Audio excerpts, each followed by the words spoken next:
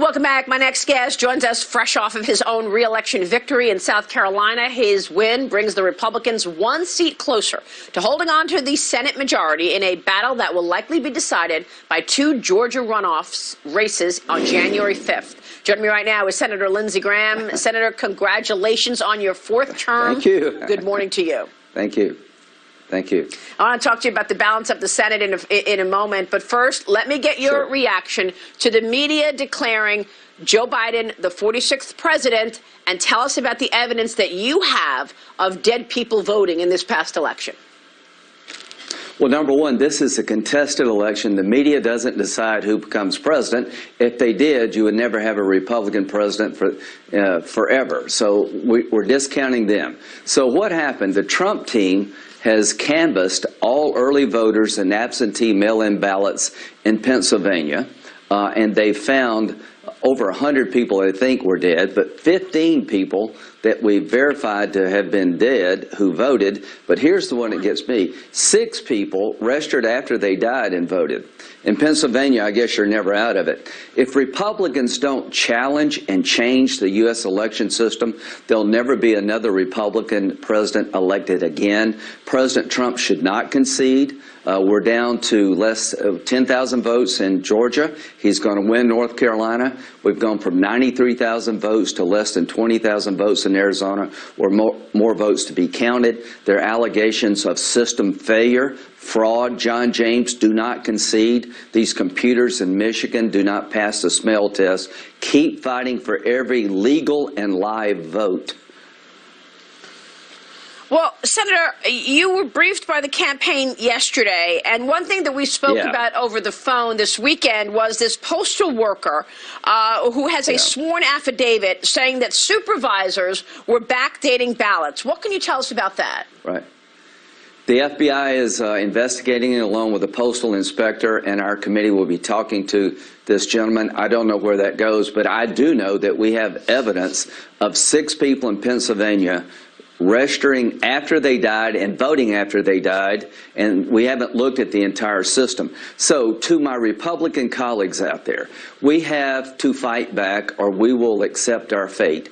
I want Pennsylvania to explain to the American people how 6 people after they die can register and vote in Pennsylvania. I want the computer systems in Michigan that flip votes from Republicans to Democrats to be looked at, and the software was used all over the country. There's a lot of shenanigans going on here. If I were President Trump, I would take all this to court. I'd fight back, and from a Republican point of view, mail-in balloting is a nightmare for us. The post office is now the new election center. It's the wild, wild west when it comes to mail-in balloting. Everything we worried about has come true. So if we don't fight back in 2020, we're never going to win again presidentially. A lot's at stake here.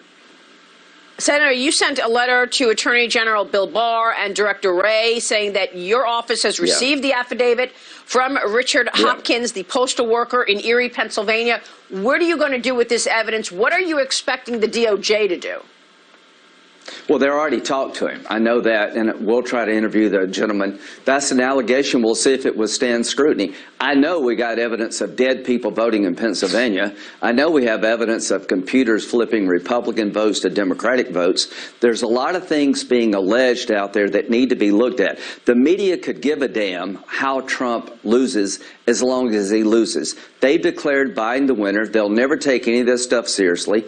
They've just shut out all crossfire hurricane oversight. The bottom line is we can't let the media run America. We have to fight back. We have to go to court. We have to hold the people's feet to the fire in these states. And statistically, Biden got more votes than Obama in a few areas of the country, and only in a few areas. How could that be? Why did he get more votes than Obama in areas that mattered, that decided the election, and not other parts of the country? There's so much to be looked at, and I'm hell-bent on looking at it. Do not accept the media's declaration of Biden. Fight back.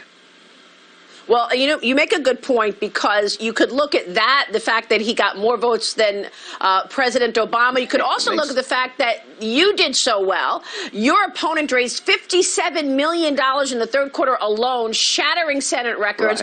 Right. Voters voted you to a re-election term. And the same that we just heard with Kevin McCarthy. It's odd to me that that would happen and President Trump still loses. Tell me about the Georgia runoffs in January. This is critical in terms of whether or not if Joe Biden is the president, he will be able to get through some of those progressive policies that many people are afraid of, like big spending programs and big tax increases. Well, the most valuable player for the congressional races in 2020 is Donald Trump. The campaign that President Trump ran, all these rallies, getting bared on the court, energized Republicans and House members. We picked up seats in the House. How can you pick up seats in the House and hold the Senate and Trump lose? So I can tell you right now, President Trump helped me in South Carolina. He helped Tillis. He helped us all. So the bottom line is House Republicans have increased their majority. They can slow down the radical agenda coming out of the House, but Senate Republicans can kill it and stop it. If we pick up these 2 Republican seats in Georgia, we have the ability to stop the most radical agenda in the history of the United States. Kevin McCarthy can slow it down. Mitch McConnell, Lindsey Graham, and others can stop it only if we win Georgia. We have to win these 2 seats in Georgia. I'm confident that we will. To the people of Georgia, the future of America is in your hands. Do you want a socialized America? If you don't, speak up and support our Republican candidates. Checks and balances are needed now more than ever. We only have a couple of seconds here. So are you committing right here, right now, that you will stop any progressive plans that come to you? You will vote no to $4.3 trillion in tax increases. You will vote no to the Green New Deal. Is that what you're committing to right here? You can take it to the bank. I ran on it. I won overwhelmingly, being an impediment, a block to the most radical domestic agenda in the history of the country. We will kill it dead in the Senate if you give us the majority. We will work with Biden if he wins, but Trump has not lost. Do not concede, Mr. President. Fight hard.